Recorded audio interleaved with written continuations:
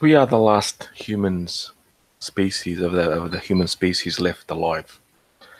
50,000 years ago, there were three Homo sapiens subspecies living together. In fact, we know that from our uh, DNA that we share some of the DNA that they passed on to us, and we passed on to them.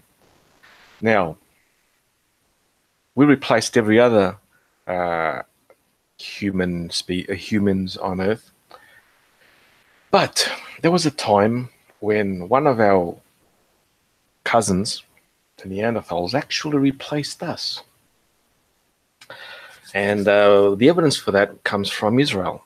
I've talked about this place before a couple of times, and I've talked about the various you can call them migrations of our species, sapiens, or archaic Homo sapiens, from Africa into Europe. I've already mentioned that one of the events happened around 200,000 years ago. And then there was a second event that happened around the 100,000 years ago mark. And finally, the last one happened more or less in the 60-ish thousand years ago. And from the previous two migration events, we know that we interacted with the other species of humans that were living in Europe and in Western Asia, Neanderthals in particular, and then in other places, Denisovans. We are beginning to find that evidence as well. But because Denisovans is so recent, there's just still not enough. But it'll appear. It'll come. They'll find it. So yeah. Right now. This one, I'm going to deal with the second migration event, or one of the consequences and results that happened. I will share the screen so we can see what I'm talking about. It comes from the site is from Israel. Two sites, in fact. It's in the area of Kafse, from Nazareth, near Nazareth, or northern Israel, and school in Mount Carmel. For the early 20th century, the archaeologists have dug in those places, and they found bones of our species, Homo sapiens sapiens, and also they found remains of Neanderthals.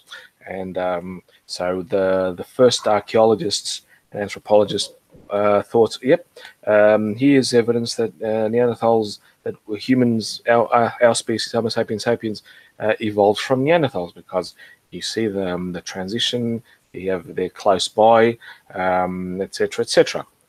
There's a problem with that, and it was the dating. And until 1953 or 56, we did not have radiocarbon dating at all. We did not have any radiometric dating at all. We had only indirect dating, like stratigraphy or other forms of indirect dating. After we developed Libby, if I'm not mistaken, is the chemist who discovered radiometric dating with radiocarbon 14, and carbon 14 and carbon 12.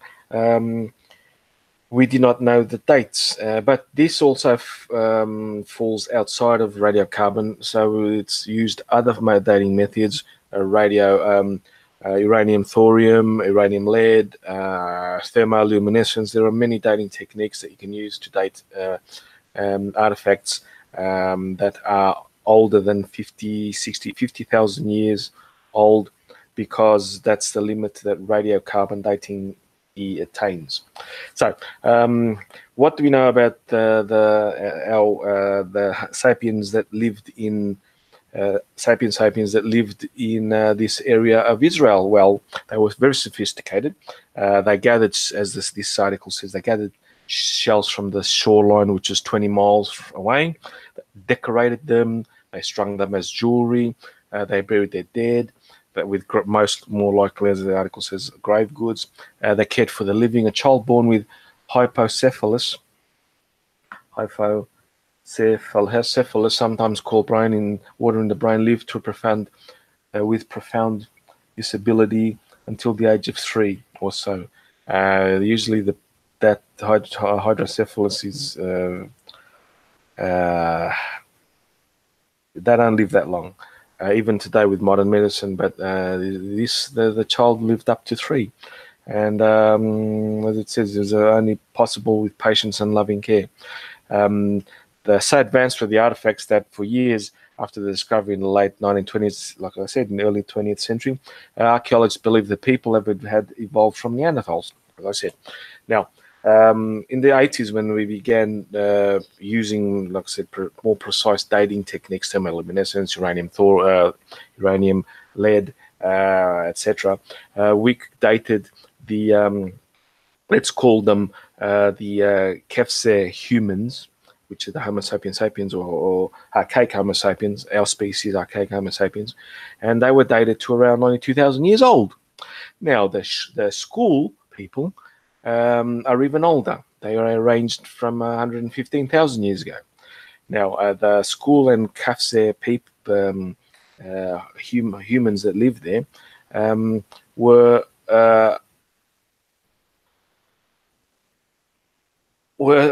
thought that, wait, this date is wrong. We did not leave until around the 60,000 years mark from Africa. Now, this challenges that notion, obviously, because if you find modern or anatomically modern humans, I'll call them from now AMH to abbreviate. No, abbreviations are not this crap.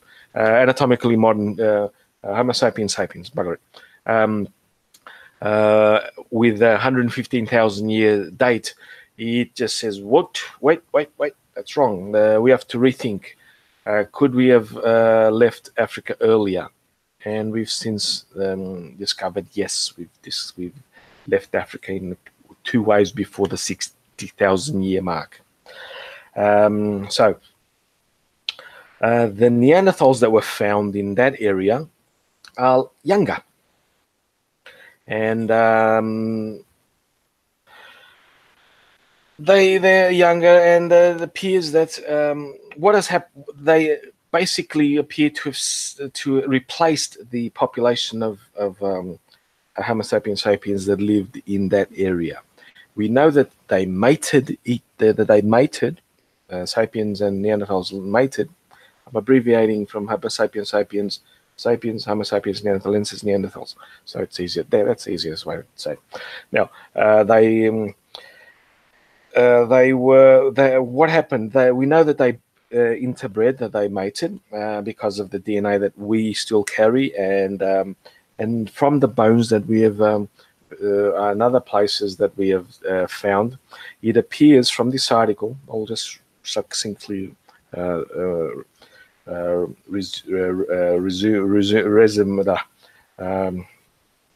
review of the article. We know that at around 100,000 years ago, in the east of Central Asia, close to where Denisova Cave is, in fact, from the Denisovan Cave in Siberia, our species and Neanderthals and Denisovans mated. Now, this article brings on an interesting idea that maybe because of the DNA that they found in that area and not found in Europe, they've hypothesized that they may have traveled west,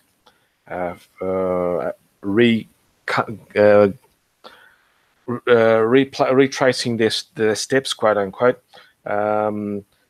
into this area and then into Europe, for example. And I'm talking about Neanderthals, not Sapiens. Just turn this off, because as I said, the DNA evidence shows that we interbred with them earlier, close to the 100,000 mark, close to it, in the places of east in the east. So what happened to this population of humans? As I was going to get to it, did they die out? We don't know. Were they bred out? We don't know, because we know that they interacted with Neanderthals, because Neanderthals also lived in this area in Europe and in the intermediate area around Central Eastern Europe, Central Western Asia, basically. At the same time, um, uh, what could have happened? They were advanced, the sapiens, but could they have just been bred out? We find, in fact, we find no genetic materials, direct genetic markers from these this population of sapiens, or even the previous populations of sapiens, the 200,000 year mark, and we know that from the Iberian Peninsula, Spain, from the area of Burgos, from I've talked about that before.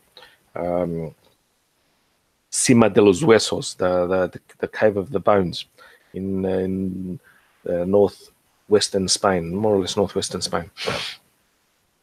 So, what could have happened?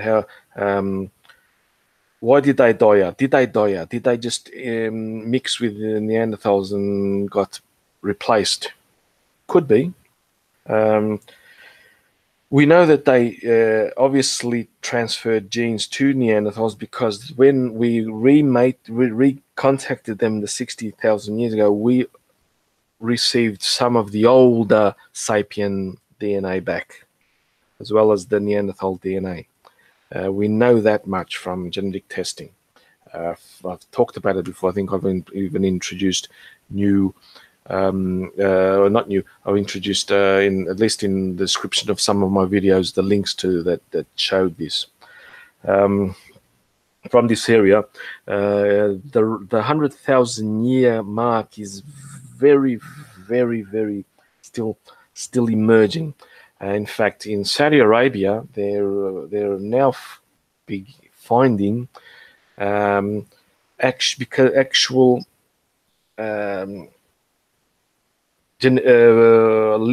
bones. I did a video some time ago on a finger that finger bones or hand bones that they found in Africa, in Saudi Arabia, that were dated to around the 100,000 year mark, and they just 2 weeks ago, there was that was going around in Twitter, an article from Saudi Arabia, that they found another site from that period that had material from that period, and I'm not just artifacts, as this map says, actual remains. And I'm waiting for the actual study and the confirmation, because it just confirms that we sapiens left Africa in various ways earlier than we thought. We're pushing the boundaries ever so slightly back in time. The rest of the article just basically describes Neanderthals, that they were Calder adapted, they were stocky barrel chested. It says that there was once thought that they were the school Kefse people were the missing link of us, but they weren't, between Neanderthals and sapiens. But obviously they're not. We didn't have a dating technique then. And it talks about the Saudi Arabia. In fact, Michael Petralli is the one that's been doing the excavations in Saudi Arabia and that.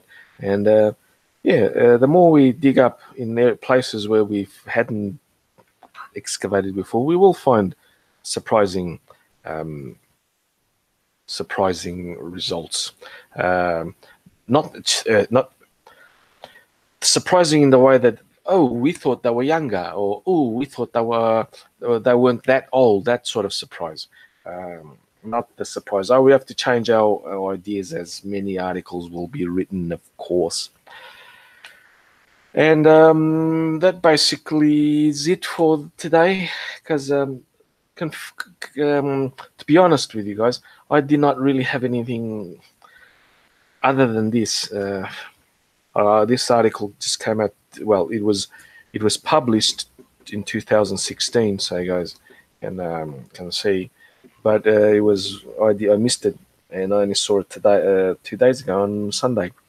And I was almost not going to do this show, but then I said, so nah, I gotta give my people something to talk about.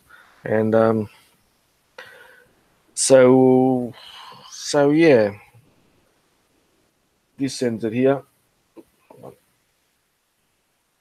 Let's see how the chat's going. Any questions, anyone? Oh yeah, I got a question that I answered. It's basically, I've been asked this question more than once now.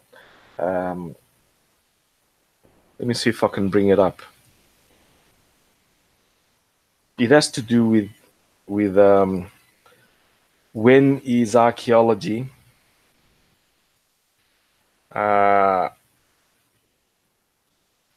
archaeology. Let me see if I can find the question. It was from a good friend of mine. Let's see. I found it here. He asked me this question. How long does a person have to have been dead before it's considered archaeology and not quote unquote grave robbing? Now let's answer this question. First of all, archaeology has very strict ethics and a very strict code of conduct. Anyone who just digs up is a grave robber, but if an archaeologist, he needs a whole lot of paperwork before he even begins to touch a site. That being said, the basic the question is asked here: how old does a site has to be? Because archaeology is not just about digging up bones. Archaeology is about digging up human influence in or human remains. They can be both biological remains, our bones, the food we ate, or etc. Anything that we killed, captured, etc., and anything that we created, and that includes tools, art, etc., etc. That encompasses all of the remains that archaeology deals with. It's quite simple. Anthropology is different, but the same. Anthropology can be summarized as dealing with the living, while archaeology is dealing with the dead. They have both basically the same type of criteria, because an anthropologist also looks at most of the things I've mentioned: their food, their art, their tools, their culture, etc. But with archaeology, when does it stop being archaeology? How long, how early to our time does it have to be? Well, again, it can be summarized in two type of notions. Because humans register, at least after we discovered writing, we register everything we can. So if a site has a full register of, we know what it is, we know who was there, like a cemetery, for example, we know modern cemetery, we know who's dead there, registries, that is not archaeology. That is now could be it's forensics, anthropological forensics, or just forensics in itself. If a site has no register, no documents, nothing, it's undocumented, then that we don't have, for example, we know that for example, in early exploration of from Europeans in the rest of the world, many Europeans, many shipwrecks occurred, some on land, some on the sea. I won't talk about the ones on the sea. I'm talking about the ones on land, that they shipwrecked and land. They made a small settlement, and they died out. And then, when we come to the modern time, someone finds that site. There is no records of that site at all. So that is archaeology, and that can be even to quite modern times. We can be used even in, for example, World War II battles. If we in battles, for example, there's a lot of confusion, etc. There's not enough records, etc. They could lose track of something. So when an archaeologist goes and digs there, he's both being a forensic anthropologist and an archaeologist, because they can also they know about the battle from records, but they don't know the details, and that's when an archaeology can come in. In fact, in the colonial periods, especially in the Anglo-speaking countries, for example, the former British colonies, primarily the Americas, North Americas, Australasia, and maybe Southern Africa, there is the field of historical archaeology, where they have documents, and they use those documents to dig up and see how they lived. In fact, Australia, while I was studying archaeology, I participated in an excavation close to the Victorian Parliament building, and you'd think that Australia had a lot of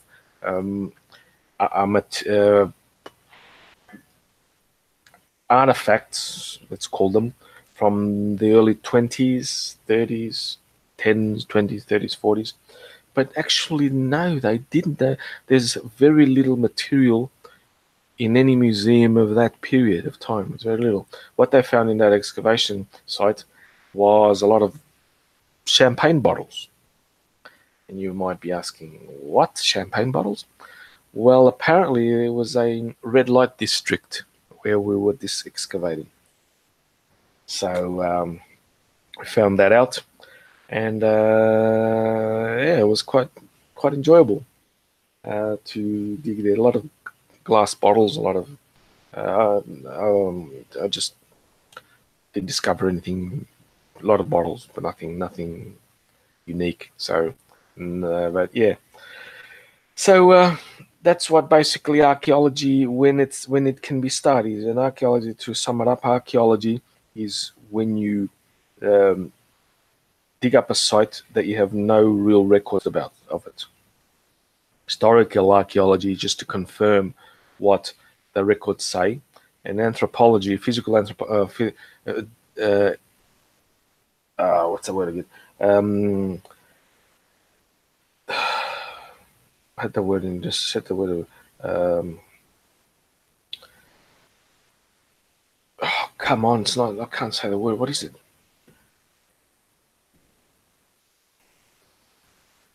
Like CSI Miami, CSI, that sort of thing. Forensics, thank you. Forensics, that's it. When you need, it's forensics, basically. The anything after that. So yeah, I'll end it here, and I hope you guys enjoyed it. Yeah. Anyway, good night, all.